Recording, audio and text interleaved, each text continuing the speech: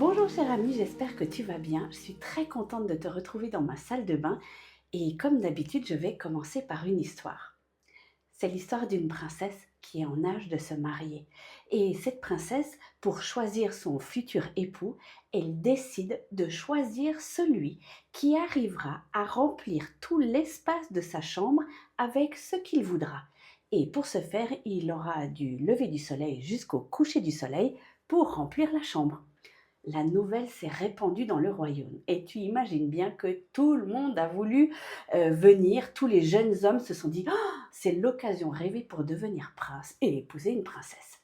Alors le premier qui s'est présenté, et c'était un berger. Il avait amené dans des charrettes de la laine de ses moutons. Il les avait tous tondus. Et toute la journée, il a mis la laine dans la chambre. C'était une chambre qui avait un très gros volume. Il a mis, et arrivé à la fin de la journée, quand la princesse est venue constater ce qu'il avait fait, elle a trouvé que justement ce n'était pas assez rempli, il manquait juste ça. Suivant. Le deuxième, c'était un paysan. Lui a décidé de mettre de la paille. Alors il a empilé la paille dans la chambre et puis au fur et à mesure il est arrivé jusqu'en haut. Mais quand la princesse est venue constater le travail, elle a dit suivant, parce qu'il y avait encore de l'espace entre la paille. Il y en a un qui s'est présenté avec des meubles, il a fait un Tetris, ça n'a pas marché. Il y en a un qui a voulu mettre de l'eau, on lui a dit non, parce qu'après il faudrait reprendre toute la chambre et ça n'irait pas. Et ainsi de suite, et ainsi de suite. Il y a eu des jeunes hommes qui se sont présentés, des princes ou même des gens du peuple. Personne n'a réussi. La princesse n'avait toujours pas choisi. Un jour, il y a un jeune homme qui s'est présenté. Un beau jeune homme. Et quand elle l'a vu, la princesse, elle lui a expliqué, ben voilà, tu as depuis le lever du soleil jusqu'au coucher du soleil pour remplir tout l'espace de ma chambre. Et le jeune homme s'est avancé dans la chambre, il a regardé le plafond, il a dit, intéressant. Et puis il a commencé à poser des questions à la princesse. Et puis au fil de la matinée, ben, ils ont commencé à discuter. Ce jeune homme était vraiment charmant. Il était même très très beau. Mais le temps passait. Il a proposé un pique-nique à la princesse au milieu de la chambre, un peu de pain et de fromage. Elle a accepté et le temps a filé jusqu'au soir. Il n'avait toujours rien fait. Alors la princesse lui a dit, mais tu veux pas remplir tout l'espace de ma chambre parce que quand même ce serait dommage de ne pas essayer. Alors le jeune homme a plongé la main dans son sac et il en a ressorti une bougie. Il l'a mis au milieu, il l'a allumé et la lumière s'est répandue dans tout l'espace de la chambre. Et c'est comme ça que la princesse a choisi son prince. Oh, elle était ravie. Il était beau, il était charmant et il était intelligent. Ils se sont mariés et on raconte qu'ils ont vécu heureux. Je suis en train de tourner cette chronique un jour du mois de décembre. Le mois de décembre est souvent synonyme de joie, de lumière, de cadeaux, de rencontres, de famille. Mais c'est souvent aussi un mois où, ça on le dit moins, mais pourtant il se vit, c'est un mois qui est souvent triste, où il y a des gens qui sont seuls, parce que quand on voit les autres se réunir, ça renvoie à sa propre solitude. C'est un mois où il fait froid, les jours sont raccourcis, c'est un mois qui peut être assez difficile.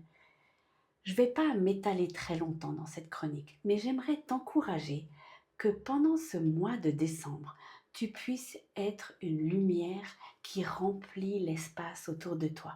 Tu sais, souvent, on aimerait remplir en fait l'espace autour de nous avec la laine, les meubles, tout ce qu'on trouve sous la main et on bourre, on bourre, on bourre et finalement, on passe à côté de l'essentiel. Et qu'est-ce que c'est l'essentiel en fait?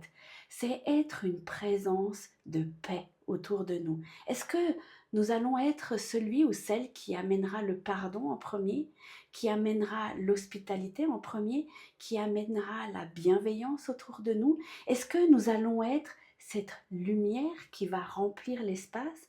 Est-ce que nous allons être l'ambassadeur ou l'ambassadrice de Jésus notre Sauveur? Moi, j'aimerais être pendant ce mois de décembre quelqu'un qui, lorsqu'on verra comment je vis, comment je suis, on puisse dire, elle a quelque chose en plus que je n'ai pas. Quelque chose qui a de l'ordre de la chaleur de la lumière, de la beauté de la lumière et de du bien-être de cette lumière, que je puisse refléter qui est Jésus pour moi. Alors on pourrait être un volcan, quelque chose d'assez explosif, dans la joie par exemple, pas tout le mois de décembre, hein, ou alors un feu ronronnant où on a envie d'être à côté, de se blottir et dire ah, on est bien. Ou alors juste une bougie.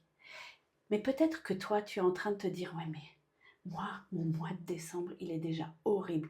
Je ne suis pas bien. Je vis une épreuve qui est terrible. Je suis incapable de dire que je vais briller. Rien du tout. Je ne vais pas y arriver.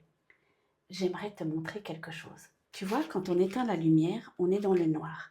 Même si tu vis quelque chose de difficile, tu peux être juste une petite allumette. Rien du tout. Pas grand-chose, mais tu vois, elle perce la nuit. Alors dans ton épreuve, même dans l'épreuve, tu peux être cette lumière pour quelqu'un d'autre. Alors peut-être qu'au bout d'un moment, il faudra rallumer la lumière. Ça, c'est une autre histoire.